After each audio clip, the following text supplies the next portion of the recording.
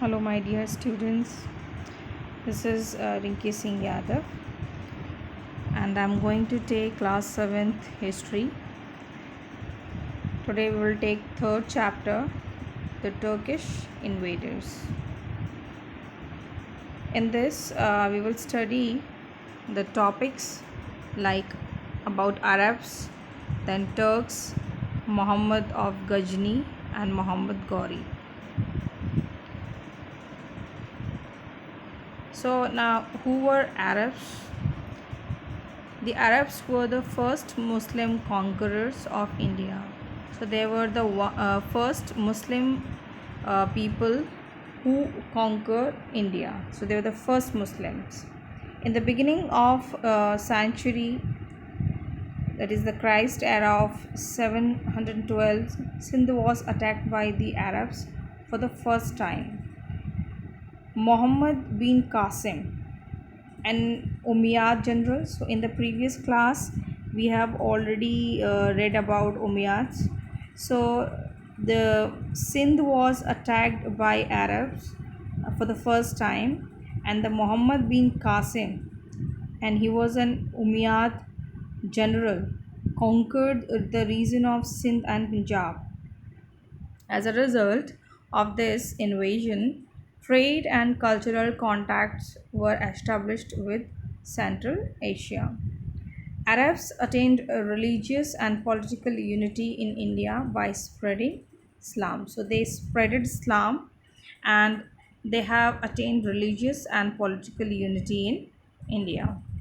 Arabs could not extend their rule in India at that time because of the strong resistance put up by Rajputs. So we all know that the western part of, mostly the part of Rajasthan, it was ruled by Rajput people. So the Arabs were not able to entered in the middle of India because of the they were having strong resistance. They were resisted by Rajput rulers. It was from the 8th century onwards that the northern part of India gradually became weaker due to constant war among the rulers. So uh, when was the time when these Muslim people, these Arabs, were able to entered the Indian subcontinent uh, in the 8th century. So in the from the 8th century onward, what happened? The northern part of India gradually became weak because of the constant war of the rulers among themselves. So the Indian rulers were fighting among themselves. So that made them weak, and that was the reason that the Arabs able to enter in the interior part of the India. From 1000 Christ era onwards, Indian rulers were threatened by repeated invasions from the northwest sides. So, from 1000 Christ era, Indian rulers were threatened repeatedly by repeated invasions. So, they were constant war from the northwestern side.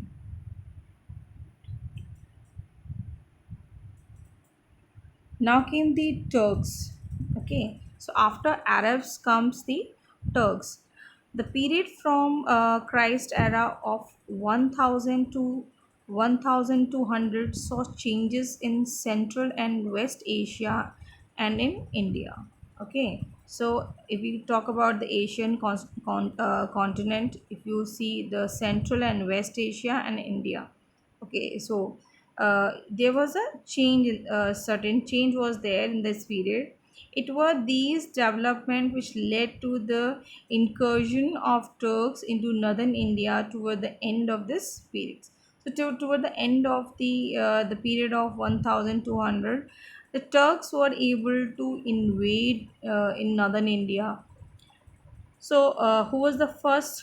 Who was the most powerful Turk which entered in India was Muhammad of Ghazni. The Turks became a powerful force after the decline of the Abbasids. Okay, So if you have in the previous class already read the hierarchy of these, that how the Abbasi, then Umayyad has come, then your Turks has come. So after the weakening of the Abbasids, Turks became powerful. The Turks established the two major kingdoms of Ghazni and Gaur. Okay, so they established two major kingdoms, that is Ghazni and Gaur. Muhammad was the first Turkish invader who invaded India from the northwestern side. So Muhammad of Ghazni was the first Turkish. He was the first Turkish who invaded India from the northwestern side. Okay, from the part of the from the frontier, because from the like Rajasthan side. Okay, so that was the northwestern side. He was the ruler of Ghazni. During the 33 years of his reign, he carried out 17 raids on India. Okay, so it's his time period of 33 years of his rule. He carried 17 raids in India. So he attacked India 17 times. Okay, and he was interested in wealth rather than setting up an empire in Indian subcontinent. So we already know that once India was known as the golden world. Okay, that is the सोने की चिड़िया कहा जाता था भारत को. And that was the reason that these most of the invaders, they attacked India, because they have heard more and more about the Indian wealth. So they wanted to acquire that wealth. So here Ghazni also, he was not interested in setting up any empire in India, but rather he was interested in the wealth which India was having. So there is a map of Muhammad of Ghazni till where he had conquered. He had his he was able to conquer the kingdoms. So you can see certain areas, empire of Muhammad Ghazni.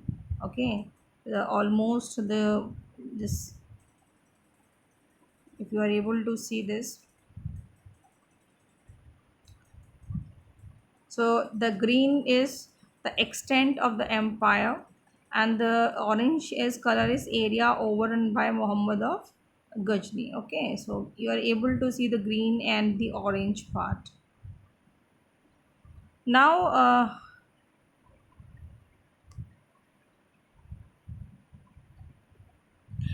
Mahmud needed a lot of money to organize well-equipped army in order to fulfill his desire of conquering Central Asia.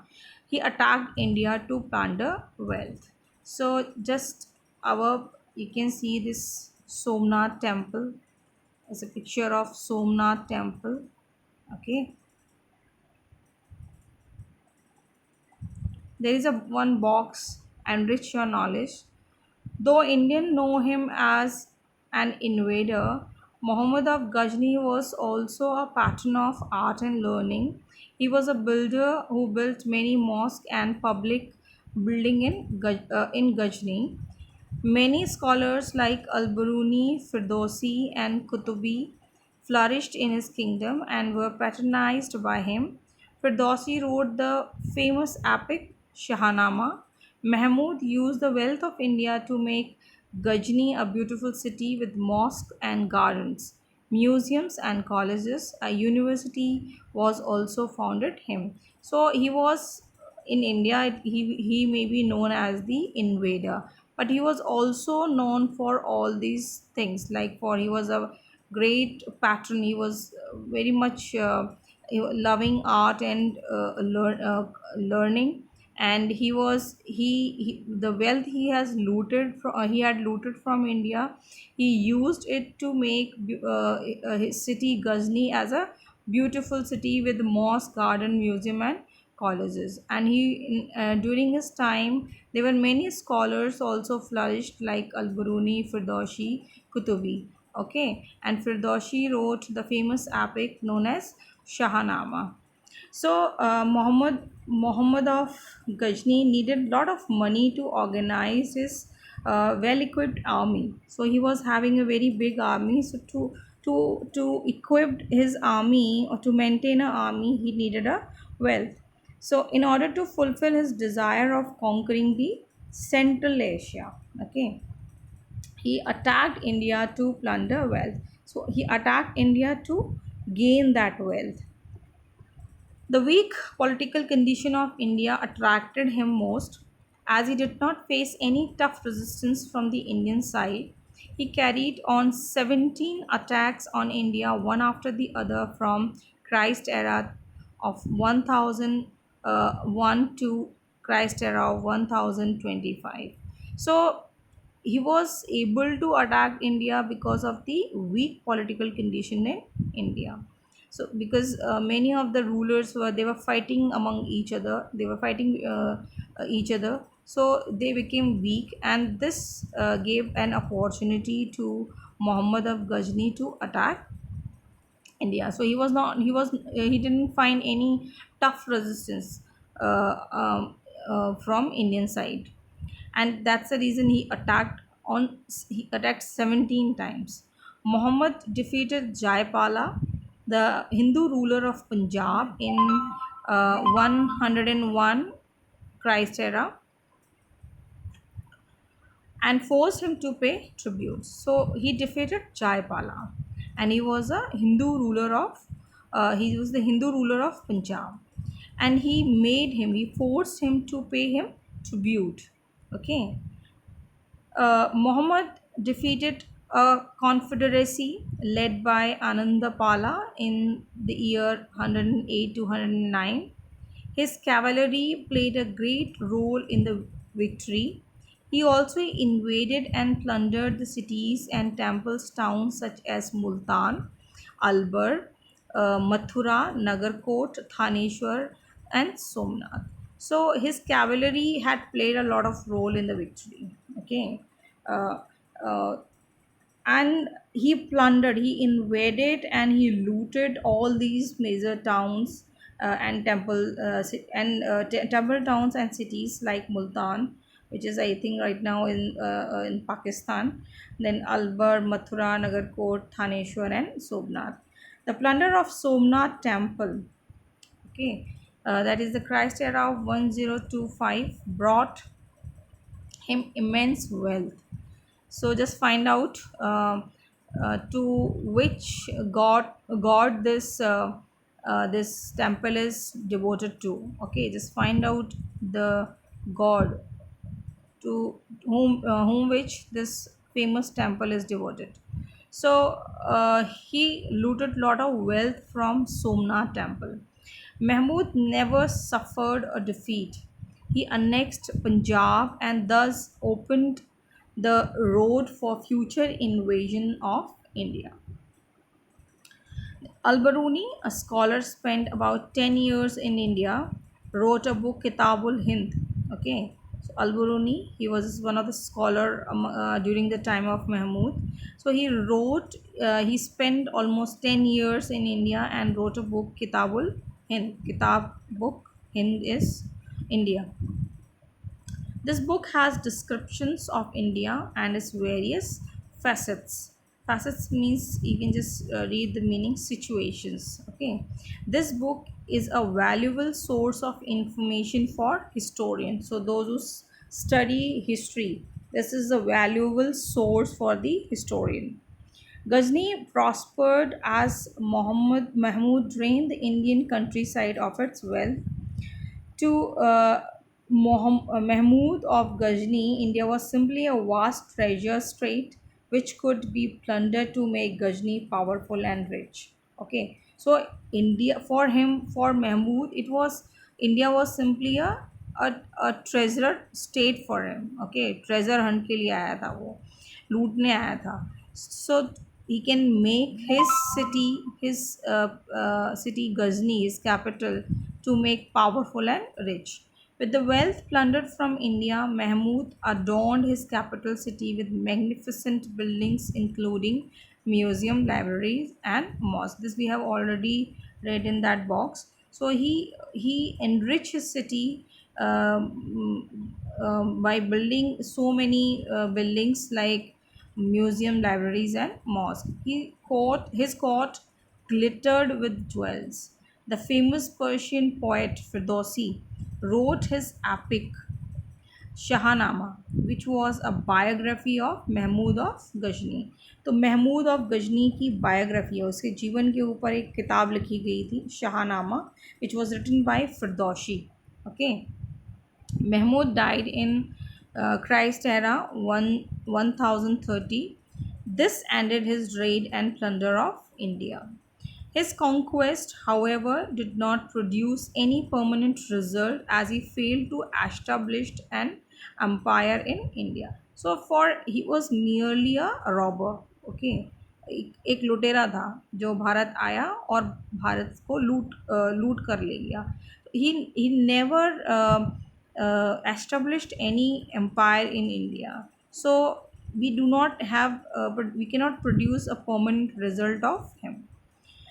Next invader we are having is Muhammad Ghori. So the successor of Mahmud were engaged in endless wars in Central Asia after his death. So after the death of Mahmud of Ghazni, the successors of him, they were involved in wars in Central Asia. Muhammad Ghori, ruler of a small kingdom, conquered Ghazni in Christ era of 1173. So Muhammad Ghori conquered Ghazni, which was city of Mahmud of Ghazni. After 150 years of Mahmud invasions, Muhammad of Ghor, hence called Ghori, attacked India. Okay. At the time of invasion, five Rajput kingdoms were in power. So during the time of the attack of Gauri, there were five Rajput kingdoms. They were were very powerful.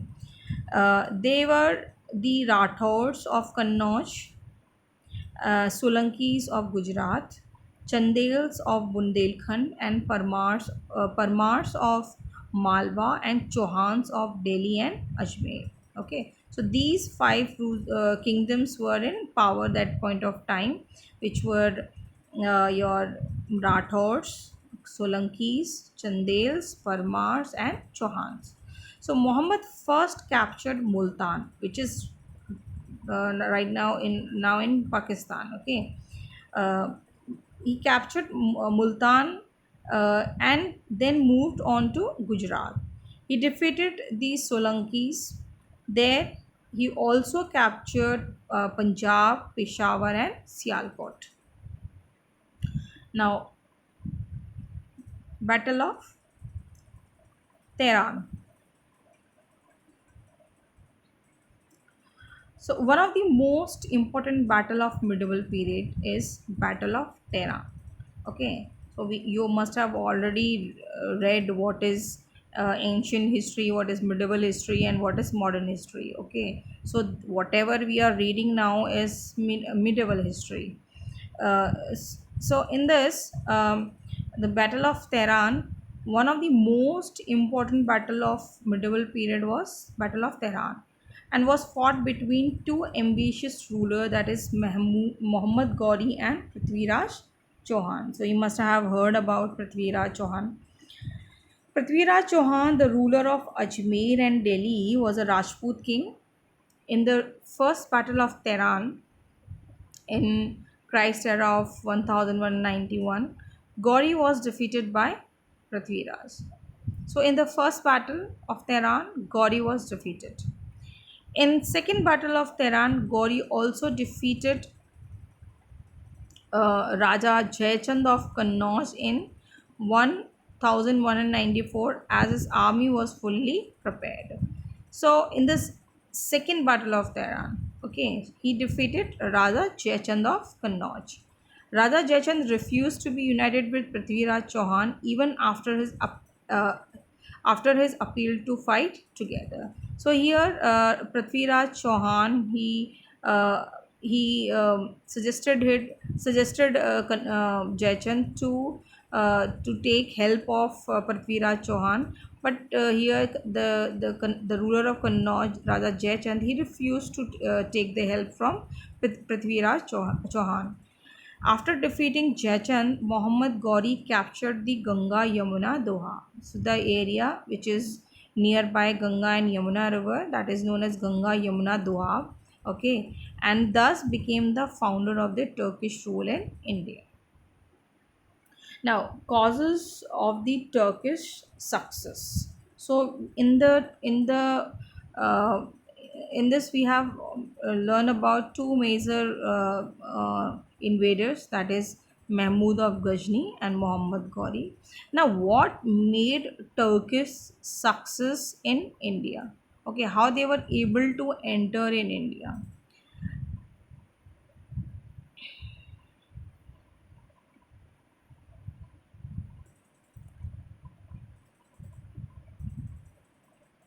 The Rajput were brave soldiers and skilled swordsmen, but they suffered defeat. The reasons for their defeat, or in other words, causes for Muslim success, were the following. So, here are the certain factors which were responsible for the success of Turkish rule in India. First one, the Rajput lacked political unity. So, among Rajputs, they were not having political unity, they were not united, they were fighting with each other. Prithviraj Chauhan and Jayachand could not unite against Muhammad Ghori. This we have already read in the second battle of Tehran. So here is the picture of Muhammad Ghori. Then second point was Rajput chiefs was jealous of each other. They were all very jealous of each other. So they were not liking each other, and that was the reason that the third party was able to enter in India. The Rajput had no standing army of their own, and hence had to depend on the feudal lords for contingents. Rajput were not having their standing army. Okay, like we are having an army at the borders. So like Rajput were not having any standing army, they would depend on the feudal lords for the contingents. Then the Rajputs were no match for the quick and the swift army and the cavalry of the Central Asian warriors. So here the Rajputs were having no not having any match for the quick swift army and the cavalry of these invaders. There is a one more box is given in this. Mahmud of Ghazni and Muhammad Ghori plundered India and conquered Indian territories. Though there were several kingdoms and many big and small rulers, the invader did not face resistance from them. A country has always been a soft target for invaders. What do you think is the reason behind it? Okay, so just think about it. Still, we are having we are attacked, we are even invaded by China these days. They are able they are the Chinese army is trying to enter the frontiers of India. Now, impact of these invasion. Even before these invasion took place, India had contact with Arabs. They came in as travelers. Books on Indian mathematics and astronomy could be found in Baghdad. So it's not that the India was not known to these Arabic world. They were known. These Arabs were in contact with Indian people, but how? Because they came as travelers, and the books on Indian mathematics and astronomy could be found in Baghdad. These invasion brought about exchange of culture, and composite culture emerged. This was clearly visible in various forms of arts, architecture, food, dress, music, language, etc. So you can just understand that these invasion has brought a lot of exchange of cultures among Indian and Afghanis.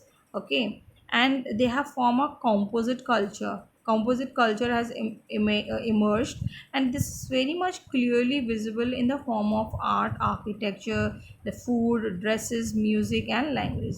These invasions opened the door of Indian subcontinent to the migration of people from foreign lands. So these kind of invasion, ये इस तरीके के attacks, it had opened the Indian subcontinent for the other people, so they can migrate from other part of world to India.